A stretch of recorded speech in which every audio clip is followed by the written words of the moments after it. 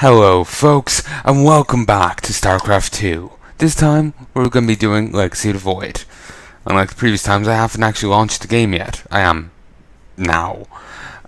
There's a reason for it. I'm just after activating the Collector's Edition. Just now, and for whatever reason, when I get the achievement here, I know I wanted it to be recorded. I assumed I was getting an achievement. Achievements. Airdrop. Use 3 airdrops in a single mission? Never knew I got that. It's from Harvest Swarm.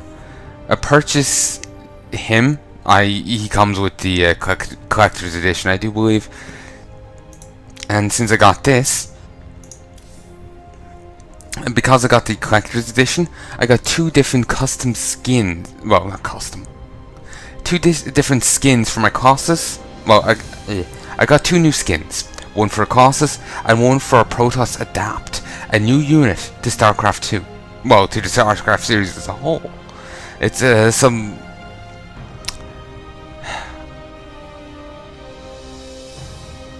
I don't really know how to describe them. I remember seeing like 30 seconds, if that, of them in like a... I want to say a day 9 video or something, but they're like they make me think of a useful High Templar. You may be wondering what I mean by useful. I'm not much of a High Templar person, purely because I just think, you know, if I have to be like quick, you know, constantly running to them, making sure they haven't just floated right in the enemy's welcoming arms, and you know, have no auto attacks or anything. I have to be there babysitting them, using Psy Storms rather than doing anything else. It's not worth my time. I don't know in the slightest how I celebrated the release of Nova Covert Ops. I guess I was just around at the right time. Right time, right place. Christ, I can't believe it was 2014 when Warlords came out. Can I be honest with you? It feels much sooner. Wait, what? I made it to the top 25 in bronze. Huh, well done me. May only be bronze, but I was always terrible at multiplayer. So the fact I did that, yeah, feel pretty good about that. Here, let me make sure I'm actually recording. Yep, I am. Let's get into this, shall we, folks? And by this I mean the prologue to Legacy of the Void. Unlike the other 2, there's actually a separate prologue. There's like 3 missions in length. Yes. And yeah, it's fun enough. I've done it previously, and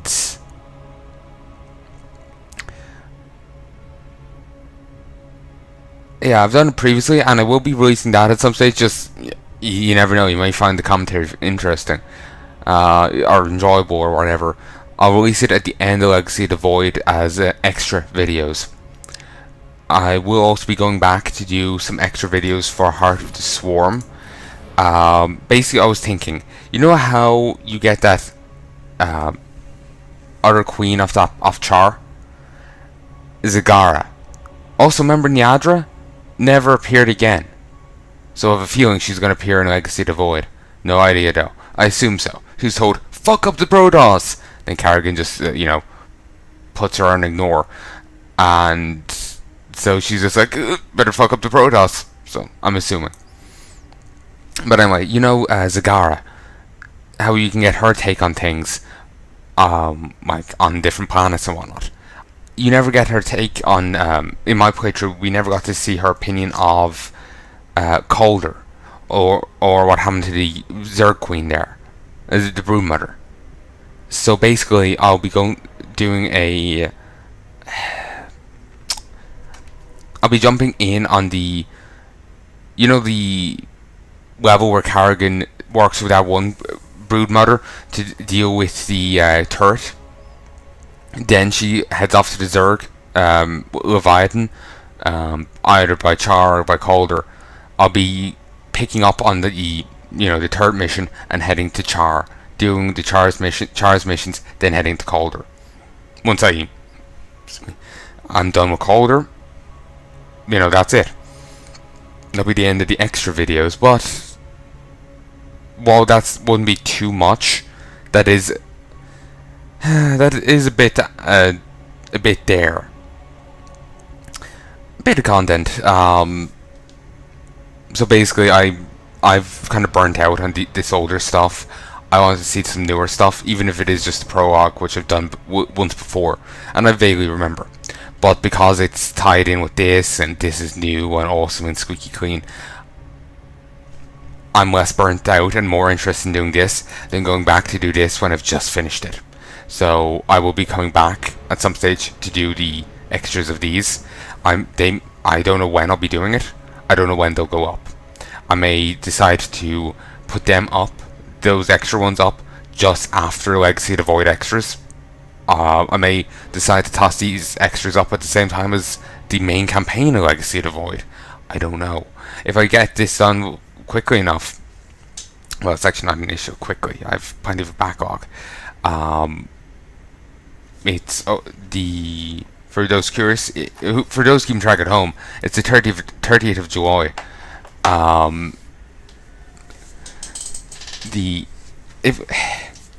And StarCraft 1 is still going on. It's ending in September. Say if I get this done and the extras, I could then go record the Harder to Swarm extras and then toss them up before this is even needed to be released. If I have still that much time. Who knows? This could take me 10 years to finish. It won't take me 10 years to finish. But basically, I could be spending so much time on this or dealing with burnout or whatever, the backlog will be gone, and as such, who knows when these will be released, but they will be done at some stage. I'm going on a tangent here. I'm slightly off. I was thinking, should I record, should I not record? What I really wanted to record is I haven't gotten a chance to record in the last 2 days. So even though I'm really off, I've just spent the last 12 hours watching this thing on Netflix, The 7 Deadly Sins. It's some anime. Netflix calls it Netflix original, even though apparently when they call it that, you make it think they're the ones who made it. Apparently they just have the English distribution rights. That's it. Wonder if that's true for anything else they've made. But yeah, I've just spent so much time watching that. I still have some of the audio lines bouncing around in me noggin. The audio lines, but you know what I'm saying. So yeah, let's watch the story so far. Never seen these before. 300 years, humans thought they were alone in the Prologue sector. They were wrong. The Zerg emerged, seeking to consume all in their path, and before long, the Protoss, a highly advanced alien race, began wiping out infested worlds, burning Zerg and Terran alike. A three-way war, unlike anything humanity had ever faced, erupted almost overnight. All the while, a human civil war raged. Marshal Jim Raynor vowed to oppose the corrupt dictator Arcturus Minsk for the betrayal of the woman he loved, Sarah Kerrigan. Boys, how about that evac? Damn you, Arcturus. Don't do this. It's done. Helmsman, signal the fleet and take us out of orbit. Now. Kerrigan, a loyal operative, was left to die at the hands of the Zerg. But the Zerg had other plans. They transformed her and unleashed her psionic power upon the Prologue sector, searching for their real objective, the Protoss homeworld of Ire. The Protoss were unaware of this danger and slow to respond. Their rulers, the Conclave, had dispatched Executor Artanis to hunt for Tassadar, a commander who had refused to wipe out infested Terran worlds. They crossed paths with a dark Templar mystic, whose kind was considered heretics by the Conclave. Through great effort, Zeratul convinced Tassadar and Artanis that he was not their enemy. Together they rallied more Protoss from both factions against the Zerg. Despite the Conclave's fury, they achieved significant victories against the Swarm. But when Zeratul struck down one of the Overmind's cerebrates, his own mind was left vulnerable. From his thoughts, the Overmind gleaned Aire's true location, and the Swarm descended upon the Protoss homeworld with all their might and fury. It was Tassadar who kept the Templar from extinction that day. Using the power of both the Templar and the Dark Templar, he sacrificed himself to kill the Overmind. Aire was lost, but Artanis led the survivors to the Dark Templar's homeworld of Shakuras. Old prejudices were set aside. The Templar were now in the Dark Templar's debt. Without the Overmind, the Swarm fractured. Kerrigan sought control of all the Zerg, even enlisting the aid of old friends and enemies like Raynor, Mengsk, and Zeratul. Once her rule was uncontested, the Queen of Blades betrayed them all. Billions of humans and Protoss were killed.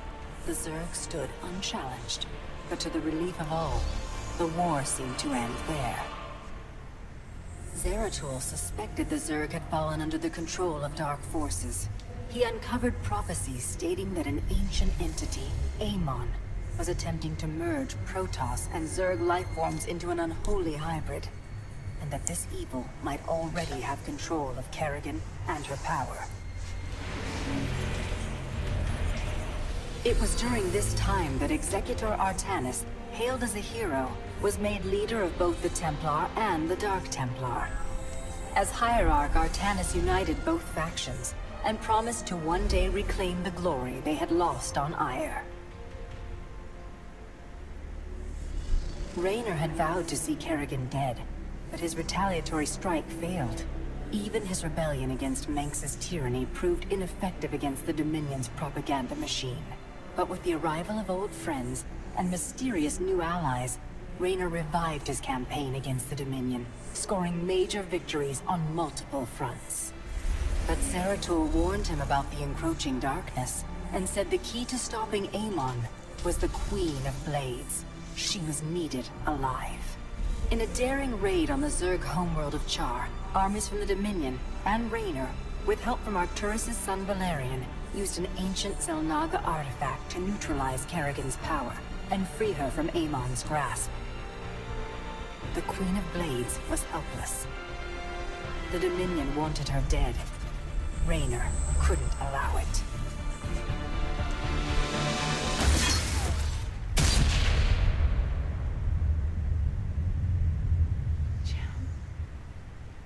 It's okay. I got you. Valerian Mengsk offered them sanctuary, but his father could not let this opportunity pass. During the raid, Kerrigan and Raynor were separated. Kerrigan escaped, while Raynor... He was briefly interrogated and summarily executed. Kerrigan sought vengeance.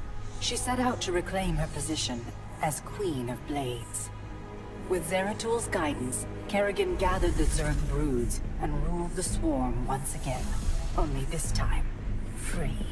The killing will never stop. Until Mengsk is dead. Kerrigan began dismantling the Dominion's military, one mission at a time. To her surprise, she learned that Raynor was still alive. She chartered a course to Korhal, Mengsk's stronghold. Despite encountering his best troops and traps, she personally ended his life. But there was little time to celebrate. Amon's plans were still unfolding. Kerrigan left Raynor to rebuild, while she hunted her true enemy. Raynor and Valerian Mengsk set about reforming the Dominion, with a just government. With the Zerg and Terrans quelled, Hierarch Artanis saw an opportunity. He declared that the unified Protoss, Templar and Dark Templar alike, would retake Aire. Any dissenting voices went unheard amid the hope for reclamation. Zeratul set off alone, searching for the truth, hoping against hope that the Hierarch was not making a terrible mistake.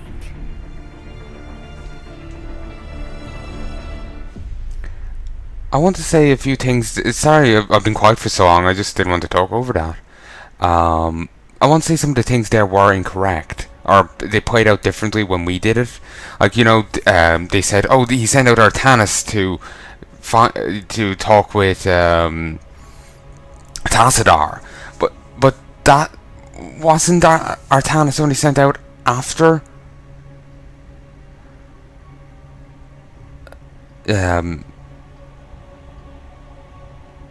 Tassadar already made contact with Zeratul? Or was Artanis already there? And we were a different guy. I think my main issue is I don't remember who we were playing as in the StarCraft 1 as the Protoss. Because I swear, I keep thinking we played as Artanis during StarCraft 1. And then only in Brood War did he get a speaking role. But I think he was his own character in StarCraft 1 and we were playing some other executor. Yeah, I think that's it, so never mind.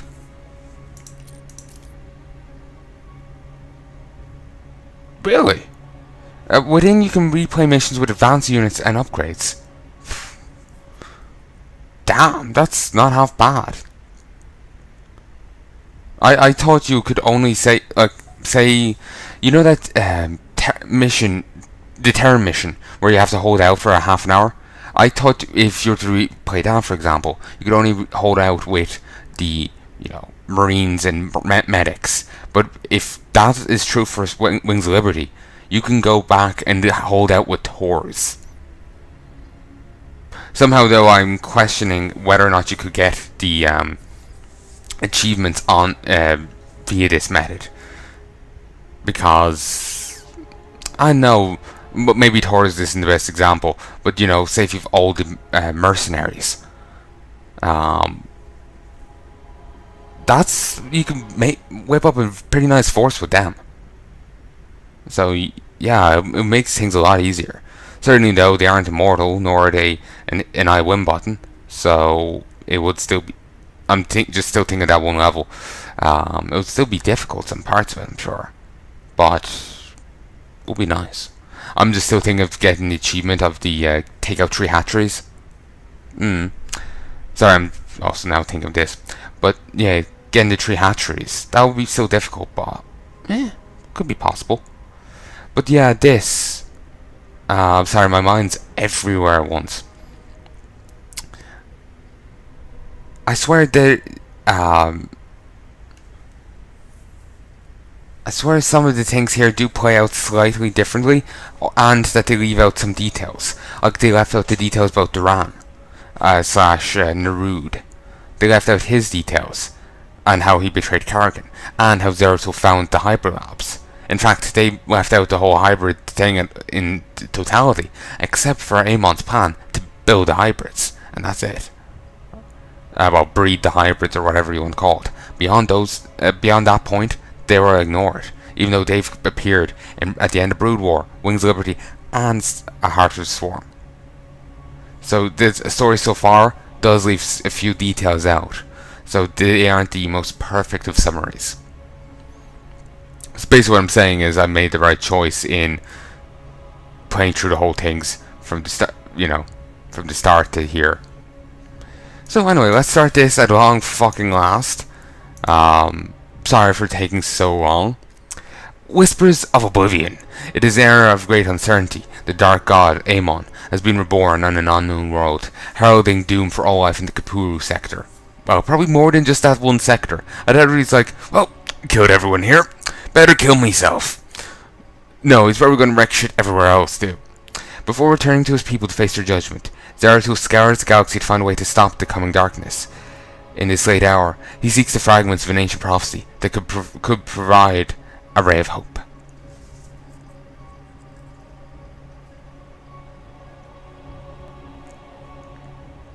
Yeah, I think there's only 3 levels to this prologue, and that's it. Don't know for certain though. It's like I said, it's been quite a while. Or did I say this? Regardless, it has been quite a while since I played this. So yeah, we'll have to, have a look and see.